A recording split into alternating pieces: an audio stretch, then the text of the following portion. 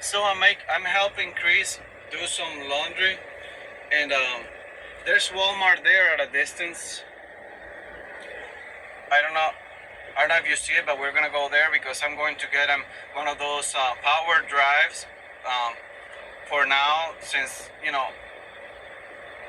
until I can help him more, he's going to be with his bags and everything. So he turns off his phone so that he can save battery power. So I'm going to go to Walmart to try to get him also one of those power charges, power storage for his phone, so that if at night or some other time he needs to use the phone or the phone is running out of charge, he can charge it without needing to go to McDonald's or some other place to charge them. And the thing is, this is what happens when you're in a bad situation, especially the times that I have been homeless in the past, and was homeless with a master's degree, no criminal record.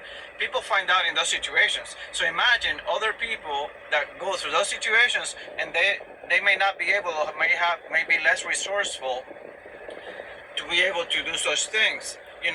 Especially if they are not able to defend themselves or to articulate a defense mechanism, against the injustices of society or people against them or towards them because they're homeless. Imagine how difficult that is. So that upset me so much, when I was pulling in here and I was telling him, have you been to that McDonald's before? And he told me, I have been there before.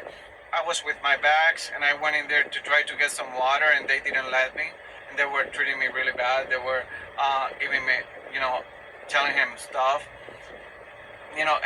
and that upset me so much because they wouldn't do that to me. But what happens is that many McDonald's, usually in smaller towns like this, they're not as bad as the big city because they have a bigger homeless population. So to a certain degree, I understand from a business perspective and customer service perspective that if they don't want too many homeless people going there, or people that are struggling or maybe walking a long distance with their bags, to get water because they may not be able to even afford to buy a drink, and they say no.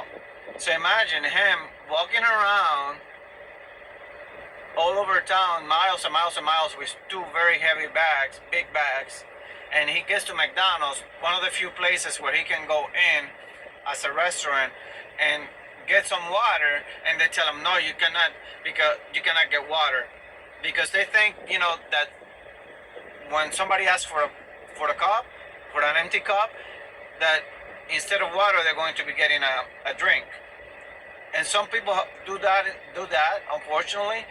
But some people, if you're working in McDonald's and you come across that situation, the human thing, the empathic thing to do, the compassionate thing to do, is to walk outside, bring him a bottle of water yourself.